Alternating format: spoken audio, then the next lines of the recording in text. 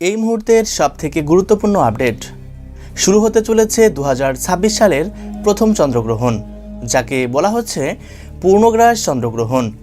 এই গ্রহণটি এতটাই প্রভাবশালী হতে চলেছে যাকে কেন্দ্র করে রীতিমতো চারপাশে কৌতূহলের সাড়া পড়ে গিয়েছে।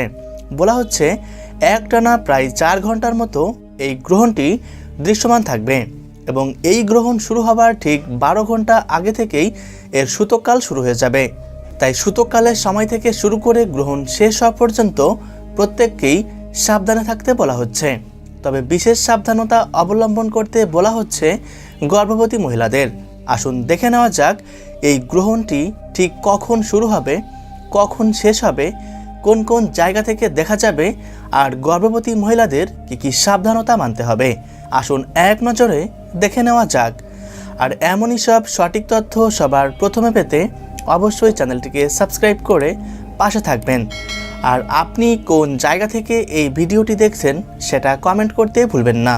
দর্শক বন্ধুরা, বছরের এই প্রথম চন্দ্রগ্রহণটি ভারত, বাংলাদেশ এবং তার পার্শ্ববর্তী বেশ কিছু দেশ থেকে দৃশ্যমান থাকবে, এমনটাই জানিয়ে দিয়েছে বাংলাদেশের আবহাওয়া অধিদপ্তর। একই সাথে জানিয়ে দেওয়া হয়েছে এই গ্রহণটি প্রায় 3 ঘন্টা 39 মিনিট দৃশ্যমান থাকবে। তাই গ্রহণ চলাকালীন অবশ্যই গর্ভবতী মহিলাদের খুব বেশি কিছু নয়, সাধারণ কয়েকটি দিকে সাবধানতা অবলম্বন করতে বলা হচ্ছে। যেমন এ সময় উন্মুক্ত স্থানে না গিয়ে অবশ্যই ঘরের মধ্যে থাকতে হবে। সকল প্রকার খাবার খাওয়া থেকে অবশ্যই বিরত থাকতে হবে।